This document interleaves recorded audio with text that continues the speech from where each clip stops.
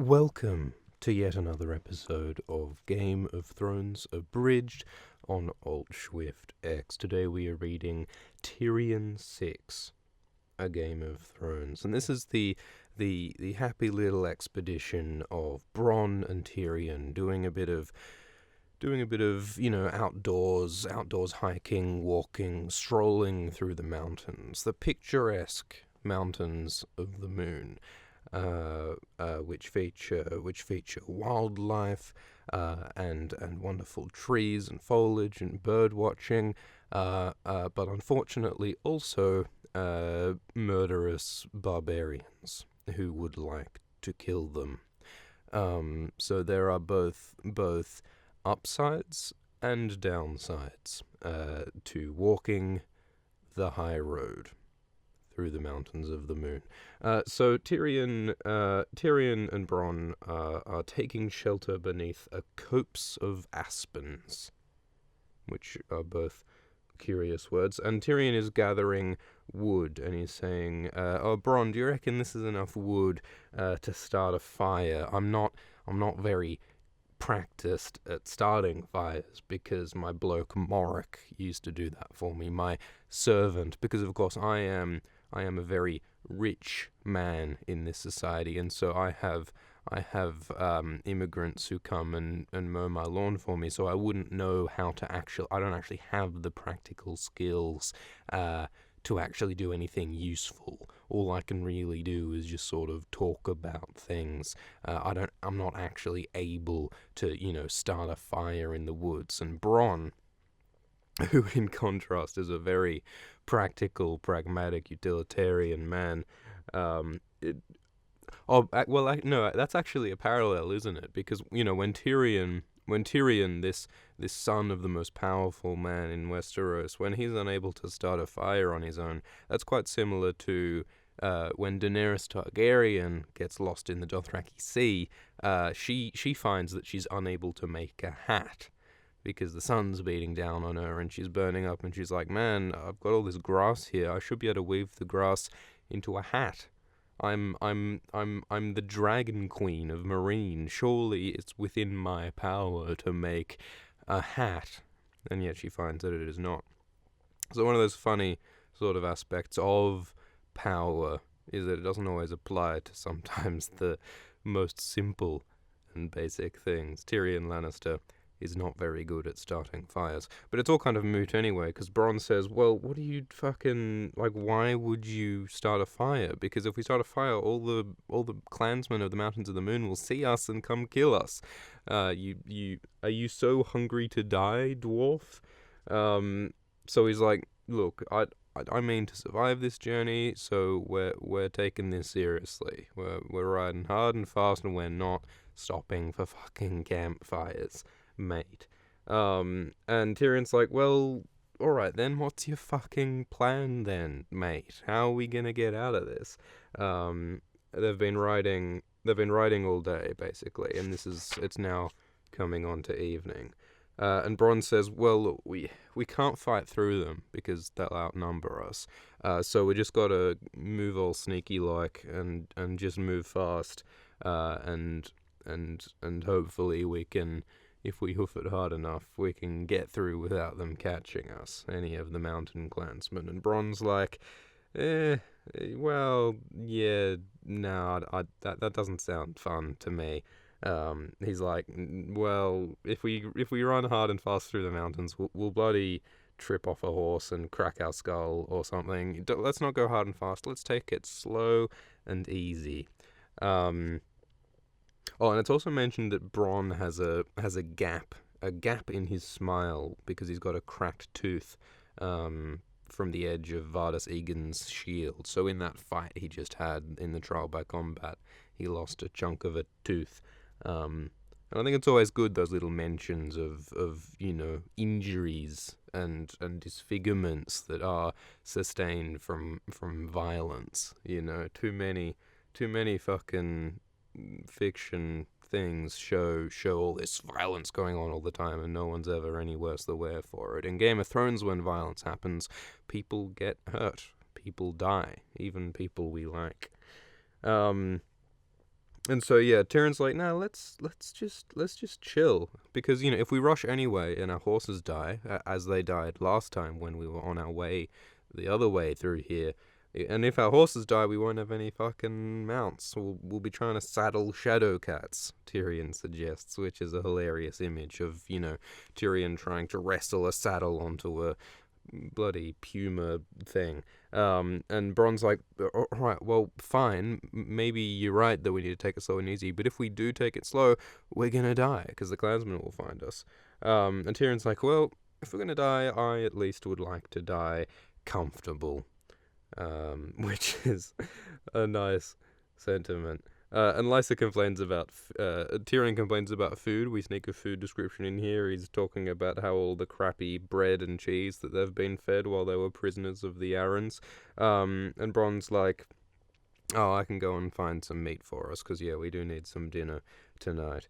And for a moment, Bron's like, I should just leave you here, by the way. Like, it's in my interests to abandon you.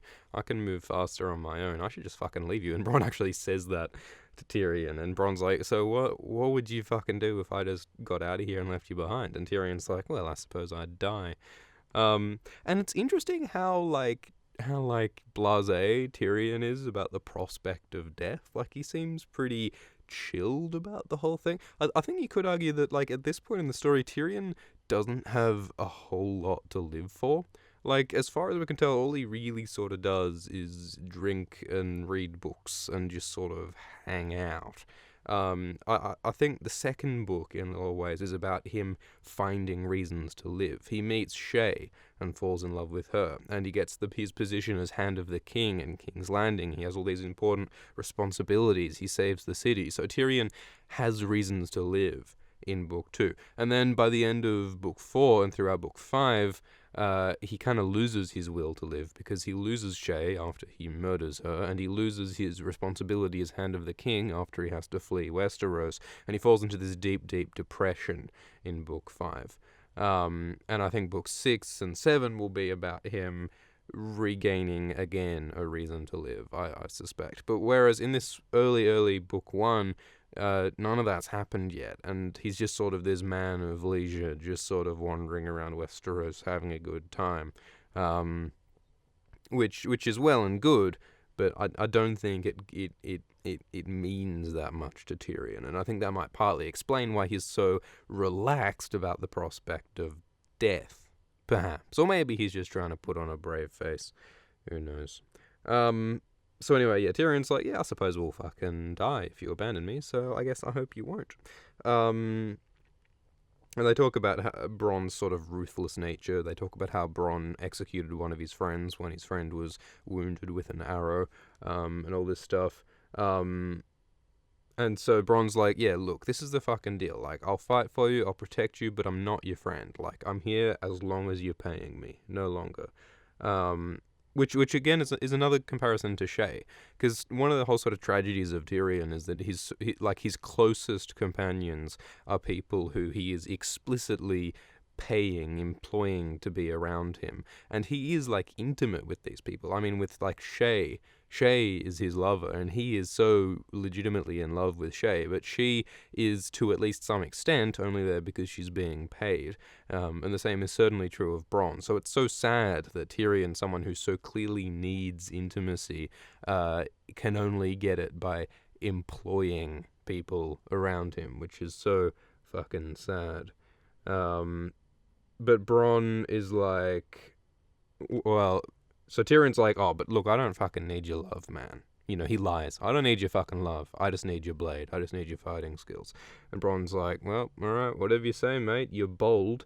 And then they talk about the trial by combat that just happened, and Bronn was like, how did you know I was going to take your side? And Tyrion's like, well, I just tossed the dice, I just rolled with lady luck, and I got out of it.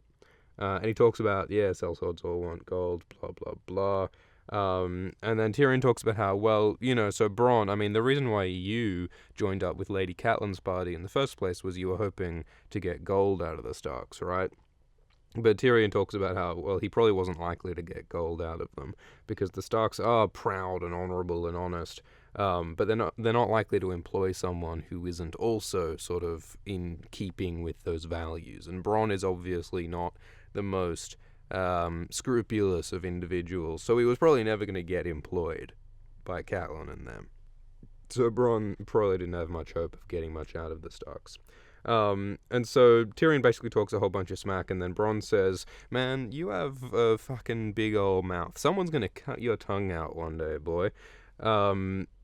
Which could be foreshadowing of something. People suspect that Tyrion might one day literally have his tongue cut out, because in the same way that Jaime has his hand cut off, and Cersei, in some symbolic sense, has her beauty, her physical beauty undermined by her walk of shame. Like, they talk about how her body, her body looks less physically beautiful than it sort of had once. I mean, like, each of the Lannister siblings, they each have a natural gift, right? So Jaime has the gift of swordsmanship, Cersei has the gift of natural physical beauty, and Tyrion has the gift of wits and speech and a sharp tongue. And Jaime and Cersei have both symbolically or literally lost their gift. Jaime has his hand cut off, Cersei has her beauty stripped from her in a sort of metaphorical sense. So maybe Tyrion will have his gift taken from him. Maybe Tyrion's tongue will be cut out by someone at some point. That would of course be devastatingly brutal against Tyrion as a person, but it would have this really amazing symmetry among the Lannister siblings. Three of the most privileged people in Westeros having their greatest gifts taken from them. That would be an amazingly humbling thing to happen to the proud Lannisters. So maybe Tyrion will lose his tongue one day. And so they just chat a bunch more.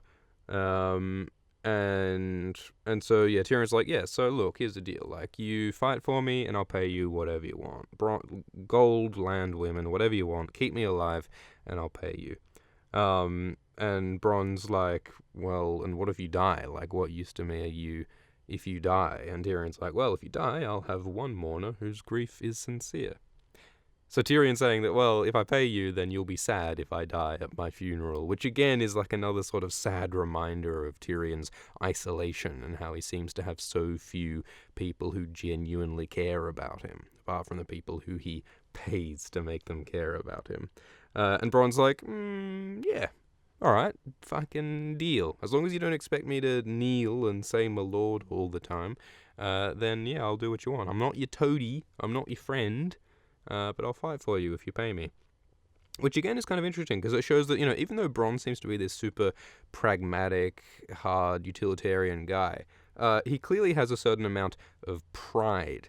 It's like in Pulp Fiction, Bruce Willis and Marcellus. He has pride. He doesn't want to kneel to Tyrion Lannister, which is not a super pragmatic thing, because, you know, it would be probably in Bronn's interests to sort of play along with the whole kneeling and malording thing. But Bronn is unwilling to do the courtesies. He'd rather stand. So Bronn, like Tyrion, like the Lannisters, is prideful. And then Tyrion talks more about, yeah, and, you know, don't betray me, and blah, blah, blah, and, you know, I like living, and all of those nice lines. And then Bronn goes off to find some meat. He goes out to find an animal to kill, and Tyrion, meanwhile, makes a fire. And then they just sort of have a nice little campfire scene where they're just sort of toasting marshmallows and telling spooky stories and drinking and just having a nice time. And they're just sort of chatting for a while, and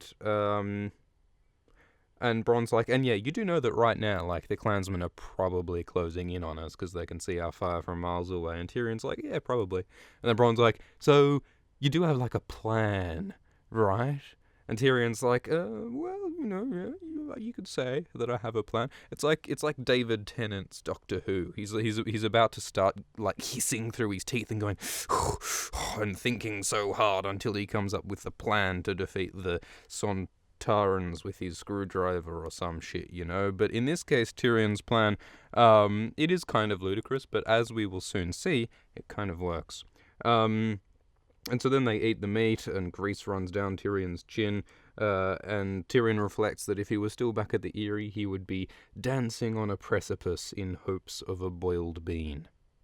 Which has got to be one of the more underappreciated lines in this book. Dancing on a precipice in hopes of a boiled bean. Which, of course, is not metaphorical. Remember, he was literally dancing on the edge of a giant void in order to get his dinner of beans from the jailer Maud. And yeah, he also mentions that a Lannister always pays his debts, which is why Tyrion gave a whole bunch of gold to Maud after delivering that message to Lysa. And he also mentions that he told Maud to come up to Casterly Rock sometime, and Tyrion promised to give him a job there if he ever wanted more gold out of Tyrion, which is kind of funny. I wonder if we will eventually see Maud at Casterly Rock. Tyrion also reflects that he has some questions that need answering concerning a certain dagger. So Tyrion has now found out that Peter Baelish told Catelyn that the knife used to try to assassinate Bran was supposedly Tyrion's when it was actually just not. So Tyrion means to investigate what that whole deal is and why Littlefinger tried to frame him for the murder of Bran. Although, of course, that never really quite happens. It's mentioned in later books, but Tyrion really never holds Littlefinger to account on that. And Bronn's like, oh, so you mean you actually were innocent? so Bronn's asking if Tyrion didn't try to kill Bran, and Tyrion just says, well, do I look like a liar to you? And you can just imagine his face. Do I look like a liar with his two mismatched eyes and his miscoloured hair and his bulgy, dwarfy forehead? I'm not sure what a liar looks like, but it might look something like that. And so they're just sort of chilling, and they almost start singing because they're just like, hey, we need a tune, and who cares, the clansmen probably have found us already anyway. And then we get something a bit tragic. So Tyrion then tells the story of Tysha, the girl he married when Tyrion was a teenager. So you've probably heard this story, but basically what happens is that Jaime and Tyrion were riding down the road near Lannisport when they heard a scream, and a girl was running away from a couple of men who were chasing her. And the girl was a crofter's child, an orphan, and she was sort of lost and alone, and so while Jaime chased off the men who had been hunting her, Tyrion took her back to an inn, and they ate 2.5 chickens together, and they drank a bunch of wine, and Tyrion was 13, and she was about 14, apparently, and they slept together, and Tyrion fell in love. And then Tyrion married her. Tyrion found a drunk septon and a bit of silver, and he married this 14-year-old girl and set her up in a cottage, and for a couple of weeks they played at being man and wife. And then the tragedy, the really horrific bit, comes when Jaime reveals... Tywin forces Jaime to reveal that apparently, in truth, the girl was actually a prostitute, and Jaime set up the entire thing with the men and the outlaws and the inn and the chasing, and so the whole thing was set up, and so the love was not real. And then Tywin punished Tyrion for the indignity of harming the pride of House Lannister by marrying a low-born whore. He then gave Tysha to his guards. Tysha was made to have sex with all of Tywin's guards and paid a silver coin for each man. And then, at the end, Tywin made Tyrion have sex with her last. And he paid with a gold coin, because a Lannister is worth more. So that's one of the more crushingly unpleasant stories in Game of Thrones. Obviously, the victimization of Tysha has got to be one of the worst bits. This completely innocent young girl being totally literally screwed over by these rich wankers who are in charge. But of course, also it's beyond monstrous, the suffering that Tywin inflicts on Tyrion for the crime of falling in love with someone, and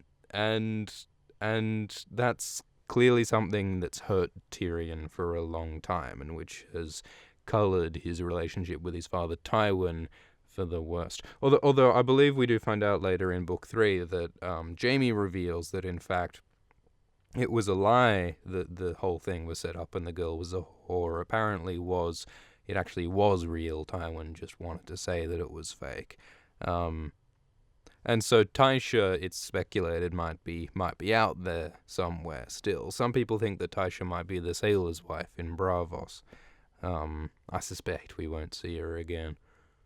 But there you go. There's part of Tyrion's backstory. He had a brief relationship, and then a crushing, horrific recompense. And then at the end of the story time, Bronn says, "Man, I would have killed the man who did that to me. I would have killed Tywin." And of course, Tyrion eventually does. "A Lannister," he says, "always pays his debts." And then that night he has a not entirely subtle dream of Tyrion as a big jailer hitting his father towards an abyss with a strap.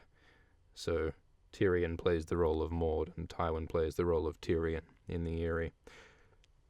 So that's a pleasant bit of character development, and then at the end we have a bit of hashtag plot when the clansmen turn up in the middle of the night at Bronn and Tyrion's camp. So the shadows creep in all around them and look threatening. And then Tyrion says, "Well, hey, mates, matios, come and have some of our goat. So come and have some of our food. Share the fire. Let's all be friends."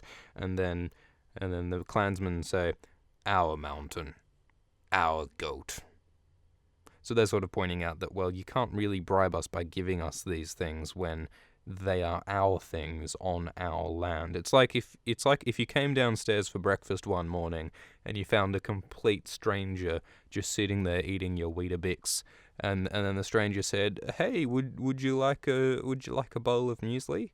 And then you'd say, "But that's literally my muesli that you're eating. What kind of Goldilocks situation is this, mate?" That's the situation that's going on with the clansmen and the dwarf. And then the clansmen introduce themselves as Gunthor, son of Gorn of the Stone Crows, and Shagga, son of Dolph, and Con, and Torrik, and Jaggett, and all these clansmen name, and they're all armed with pitchforks and scythes and spears, because of course they haven't got like smiths for like proper armor. They've just got to steal the best weapons they can from the Valemen. They're a little bit like the wildlings in that they're all sort of got an assortment of stuff. And Tyrion's like, "Oh, I'll give you money, I'll give you stuff, I'll give you weapons, I'll give you everything we got if you don't kill us." And then the clansmen are still like, "Yeah, but we're gonna take that from you anyway. So again, you're not giving us many reasons to not kill you." And then Gunthor says, "How would you like to die, Tyrion?" And then Tyrion says, "In my own bed, with a belly full of wine and a maiden's mouth around my cock, at the age of 80. And then everybody laughs. Tyrion often wins people over with a bit of humor. So he tries that here. And he seems to succeed in winning his life, but what Gunthor's new plan is to kill Bronn, but then to keep Tyrion to, quote, "milk the goats and make the mothers laugh." So there's a parallel universe out there somewhere in which Tyrion was captured by the mountain clansmen and taken prisoner and used for the rest of his life to perform as a jester and goat milker, which would be a fascinating alternate universe. And so then Tyrion's like, no, no, no, no, no, no, no. Look, let's renegotiate, eh? All right. So don't kill Bronn, and don't take me prisoner. If you let us through the mountains, if you see us through safely, then I will give you a whole lot of gold, because my father is the richest man in Westeros. And then Tyrion sort of eggs them on a bit. Tyrion says that, well, look, I mean, you guys can't fight against the Knights of the Vale successfully, can you? Because you've got these crappy pitchforks and these shitty weapons, whereas the Knights have steel and steel armor and proper equipment. I could get you some proper equipment like that, man. And then Shagger threatens to chop off Tyrion's manhood and feed it to the goats. But Gunthor's like, well, actually, no, that's a decent actual offer. If you can get us like proper steel weapons and steel armor, that would be worth us keeping you alive. And so he's like, well, what else can you offer me? And Tyrion's like, all right, I will give you all the weapons you want, all the armor you want, and in fact, I will give you the Vale of Arryn. So Tyrion, it seems that Tyrion is offering to give the Mountain Clansmen the Vale of Arryn, and as we know, a Lannister always pays his debts. So there's speculation that maybe the clansmen might eventually come to take over the Vale or the Eyrie in some respect. And there is a certain video out there on the YouTube nets about how maybe Shagger, son of Dolph, will be the one to rule the Vale. So watch that video. But yeah, that's an interesting possibility. So that was a somewhat harrowing chapter. We learn a lot about Tyrion and about Tyrion's struggles for intimacy that it seemed to be foiled at every turn by his father and by his world. And we see a quick reversal in fortunes. Early on, it seemed as though Tyrion and Bronn were more or less screwed. But Tyrion, with that sharp tongue of his, has managed to talk his way out of it. We shall see if he gets to hold on to that tongue, or if one day someone cuts it off. So thank you for listening to this episode of Game of Thrones Abridged. I hope you enjoyed, and come back for the next one. Cheers.